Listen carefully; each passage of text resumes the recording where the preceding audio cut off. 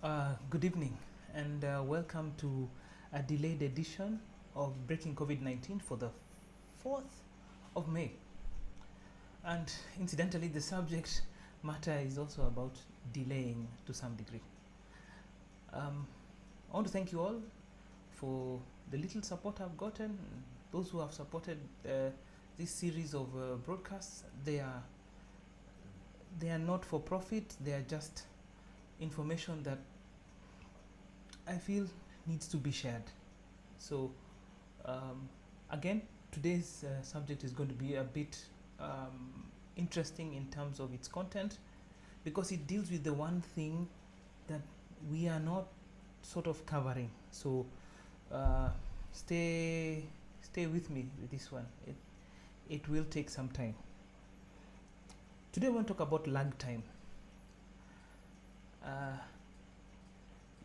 We keep talking about the 4 C's plus the 1 C. This is clean your hands, keep your distance, chill at home, cover your face, and in case you go to visit, you can carry an extra pair of clothes, carry changes of clothes, or change your mind and not go altogether. While we are preaching that every people do it day to day on a daily basis, we forget, or rather maybe we don't talk about the issue of lag time. And I hope by the time I'm through with this, you will really understand why lag time may be the most important thing we should watch out for as a person, so to prevent there being the spread of infection. Understanding lag time is one of the key things that will prevent the spread of the virus in the future. Not today, in the future. And this is the reason. When somebody tests positive for the COVID virus, it's as a result of a period of time called an incubation period, for which he has had the virus and he's been contagious. So usually they say the incubation period for COVID-19 is between 2 and 14 days. However, by the time it's on the 3rd, 4th, 5th day, usually symptoms are showing up. On average, it's been said that by the 5th, 6th, 7th day, you will start developing the symptoms of COVID-19 if you are symptomatic. If you are asymptomatic, it means you will not get any symptoms and you'll go on with your life. So mild and asymptomatic people, which comprise 80% of all infected people, will get it, feel like it's a common cold or nothing, and bump on with their life as if nothing has happened. However, those of whom who are pre-symptomatic, like 3-5 days in, they are contagious, which means they are spreading it, even if the symptoms have not reached critical levels. By the time the test has caught them, there has been a number of days that have passed, and that number of days is called the lag time. Now, understanding lag time means you understand everything, meaning that in case you were in an exposed situation, let's say you all saw the video of people eating together recently. Now, if that was shot 7 days ago, then if those people were tested and there was one of them or both two of them who are sick at that time, today, if there were 1 or 2 people who were sick on that day eating at that table, each people have a COVID-19 has a reproductive rate, like an infection rate of 2.5 people. It means 7 days later, those 2 people would have infected 5. And I will give that information in the comments which will follow this video. Which means if that video of the guys eating in the evening was shot 7 days ago, and there was 2 people infected, and they did nothing between that day and today, nothing has happened, they didn't meet again or anything, chances are 5 of those people apart from the 2 already infected will already be infected and showing symptoms. That is because lag time. So if they test positive today, chances are they were infected between 7 and 14 days ago, because the incubation period is between 2 and 14 days. But the contagious period is maybe on the onset of infection, maybe between the 3rd and 4th and 5th day. You understand? The maths is a bit funny. So let's say, for example, I was there and I tested negative all along. Let's say I wasn't, but let's say. So I get infected that day. 7 days later, I will hopefully maybe show up with symptoms, running cough, running nose, cough, flu, feeling sore throat, coughing, loss of taste. Those symptoms that we know of COVID-19. However, if those symptoms appear with me on the 7th day, from the 4th day, I've already started spreading it. I cough once, I touch something, I put it down. Yes. That is why it is so important that, one, you follow the 4 C's religiously, so that the chance of you getting it is next to 0. 2 is that don't tempt fate, because the moment you expose yourself to a situation without a mask, eating without distancing, in a community people are coughing and well, in an open area or in a crowd, the moment you do that, I would hope that if you are in that situation, you will be aware that you have put yourself at risk, and you will take some time off, self-quarantine, wear a mask, wash your hands, be religious, so that in the event the symptoms come up with you, you have not passed it on to somebody else. So the 4 C's are very important to the success of the lag time.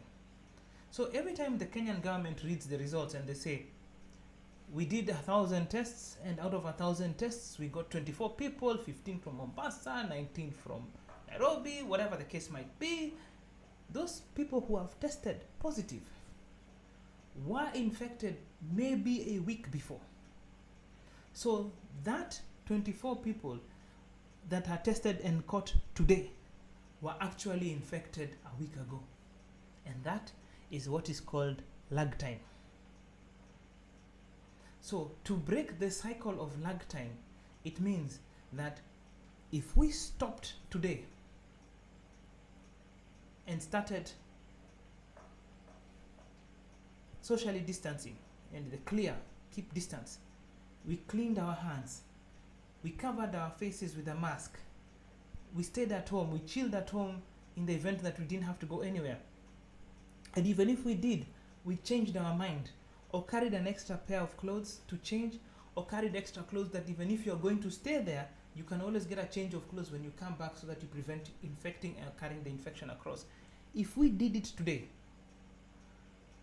the effect of us doing it today will be felt between 7 and 14 days later. What am I saying?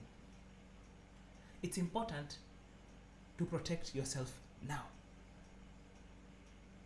All of you, all the non-compliant people should comply, so that the numbers of infection may drop.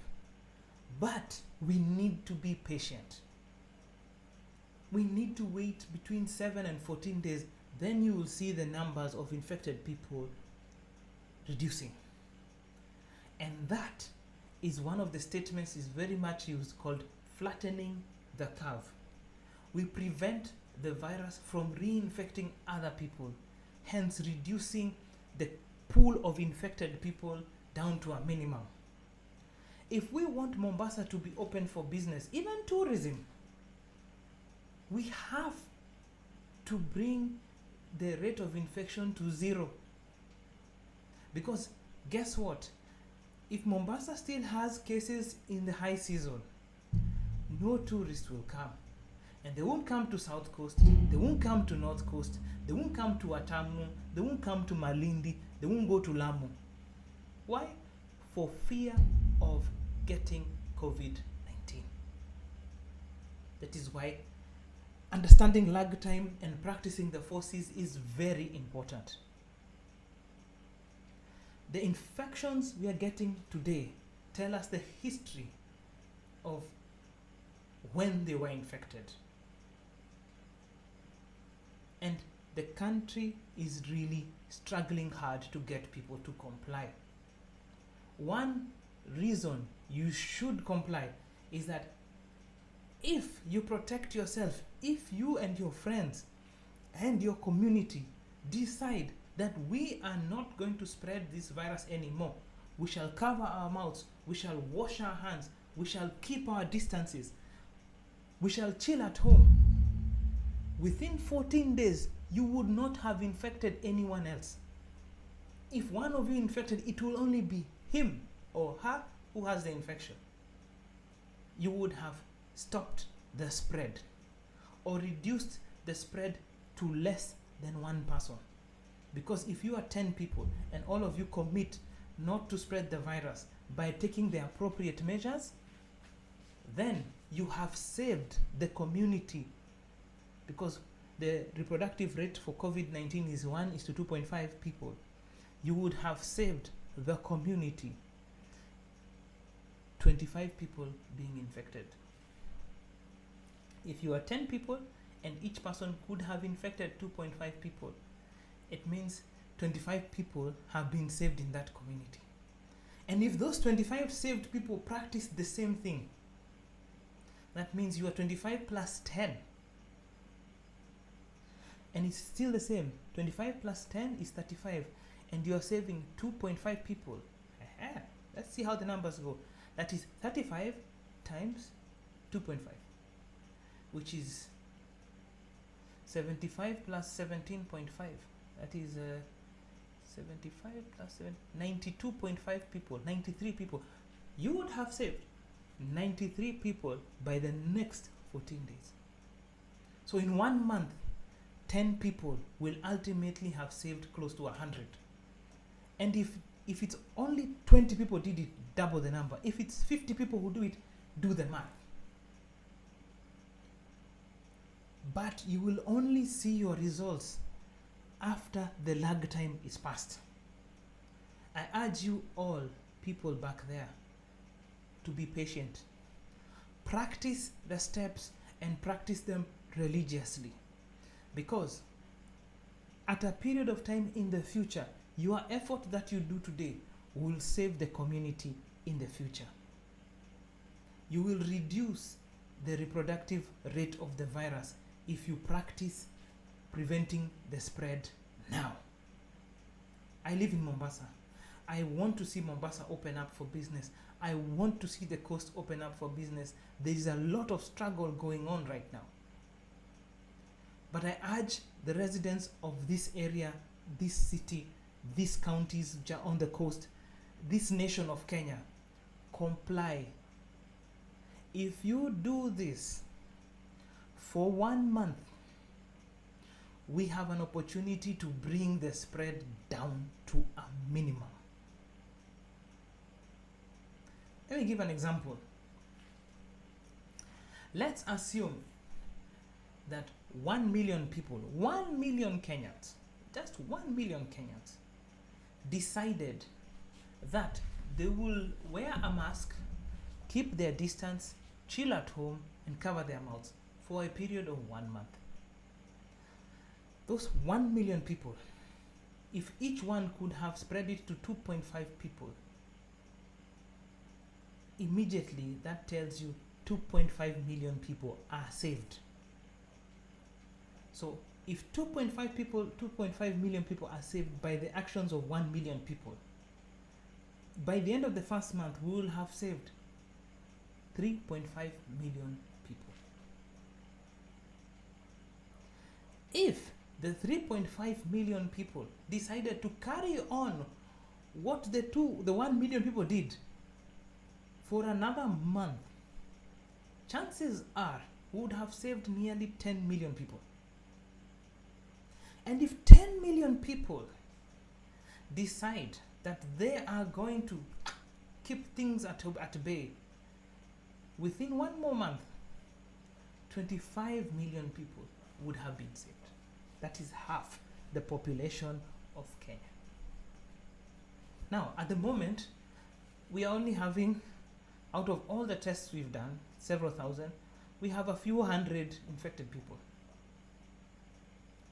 If half or quarter of the population of Nairobi, or like 100,000 Nairobians, were in those hotspot areas, or in the places where infection rates are high, if they took the advice and kept the 4 C's for a period of 1 month, we could see the end of the infection rates in those hotspot areas.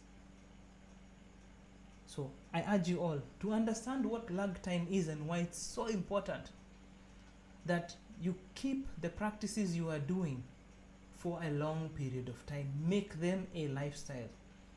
For me, I say it's called the VAR mask lifestyle. The VAR, any VAR mask.